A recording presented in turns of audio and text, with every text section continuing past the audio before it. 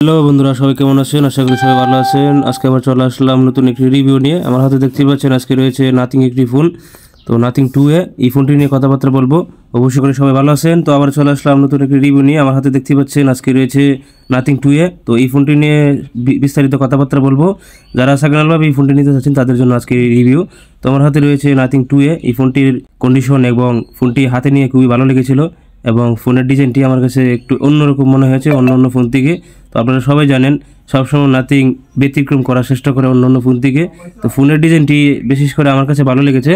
আপনাদের কাছে কেমন লাগছে সেটা আমি সঠিক জানি না, অবশ্যই কমেন্টে বলবেন। আর এই ফোনটিতে রয়েছে অ্যামোলেড ডিসপ্লে। তো ডিসপ্লে রেজলিউশন খুবই ভালো। আমি ডার্ক মোড দিয়ে ইউজ করেছি এই ফোনটি। ডার্ক মোড দিয়ে ইউজ করার পরও ফোনটির রেজলিউশন খুবই ভালো এবং ডার্ক মোড ছাড়া ফোনটির ডিসপ্লে রেজলিউশন খুবই ভালো, সেটা আমার কাছে ভালো লেগেছে। কিন্তু মাঝে মধ্যে মনে হচ্ছিল ডিসপ্লে কালারটা একটু বেশি দিচ্ছিল। এবং এই ফোনটিতে ইউজ করা হয়েছে 50 মেগাপিক্সেলের ক্যামেরা। দুইটা ক্যামেরা রয়েছে এই ফোনটিতে। তো দুটো ক্যামেরায় আপনার রয়েছে 50 মেগাপিক্সেলের ক্যামেরা, যা ক্যামেরা রেজলিউশন খুবই ভালো। আমার কাছে অনেক সময় মনে হয়েছিল, ছবি তোলার পর মনে হচ্ছিল এই ফোনটিতে আইফোনের ক্যামেরা ইউজ করা হয়েছে এবং ভিডিওর কোয়ালিটি এবং জুম কোয়ালিটি খুবই সুন্দর। আপনারা দেখতেই পাচ্ছেন ক্যামেরার দিক দিয়ে ফোনটি আমার কাছে খুবই ভালো লেগেছে। নাথিং যে তাদের ফোনে এত ভালো ক্যামেরা দেয় আমার জানা মতে ছিল না, এখন জানতে পারলাম। আর ভিডিওর কোয়ালিটি অনেক সুন্দর, আপনারা দেখতেই পাচ্ছেন, এবং জুম কোয়ালিটি অনেক সুন্দর, আমার কাছে খুবই ভালো লেগেছে। ক্যামেরার জন্য যারা নাথিং ফোন নিতে চাচ্ছেন তাদের জন্য আমি বলবো অনায়াসে চোখ বুঝে ফোনটি কিনতে পারেন, নাথিং 2A। তো এই ফোনটা আমি ইউজ করেছি বিগত 1 সপ্তাহের উপরে।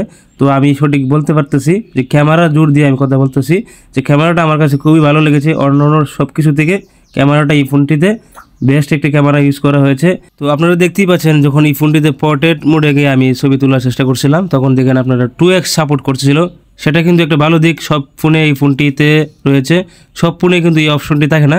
এবং এই ফোনটিতে সর্বোচ্চ রেকর্ড করা যাচ্ছিল 4K রেজলিউশন দিয়ে, সেটা কিন্তু একটা ভালো দিক। সব ফোনেই কিন্তু 4K রেজলিউশন থাকে না। নাথিং 2A-তে রয়েছে 4K রেজলিউশন ভিডিও সাপোর্ট। এবং নর্মালি যখন ভিডিও রেকর্ড করবেন 1080 তখন কিন্তু 60 হার্স ভিডিও রেকর্ড সাপোর্ট করছিল, তখন কিন্তু ভালো একটা দিক। ভিডিও যখন আপনি দূরে ভিডিও করতে পারবেন, লাড়াছাড়া করলেও ভিডিওর রেজলিউশন নষ্ট হবে না। এবং এই ফোনটিতে সামনে সেলফির জন্য রয়েছে 32 মেগাপিক্সেলের একটি সেলফির ক্যামেরা, যার রেজলিউশন খুবই সুন্দর, ছবি তোলার জন্য বেস্ট একটা ক্যামেরা হতে পারে। এই ফোনটি যখন আমি হাতে নিয়েছিলাম তখন আমার কাছে অন্যরকম একটা অনুভূতি হয়েছিল, সেটা আমার কাছে খুবই ভালো লেগেছিল।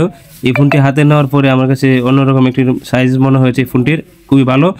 তো এই ফোনটিতে রয়েছে আপনার রিফ্রেশ রেট, ঠিক আছে। তো 60/90 এমন না, এটাতে সরাসরি 120 রিফ্রেশ রেট রয়েছে, সেটা কিন্তু ভালো দিক। আমি সব ফোনেই ফোনটিতে রয়েছে, সব ফোনেই বলি যে রিফ্রেশ রেট খুবই প্রয়োজন এবং প্রসেসর কতটুকু ভালো সেটাও একটা প্রয়োজন আছে। এই ফোনটিতে প্রসেসর হিসেবে রয়েছে মিডিয়াটেক ডায়মন্ডসিটি 7200, এই প্রসেসরটি ইউজ করা হয়েছে, যা এই প্রসেসরটি অত্যাধিক ভালো হতে পারে। যারা গেমিং করেন তাদের জন্য এটা মোটামুটি একটি প্রসেসর হতে পারে।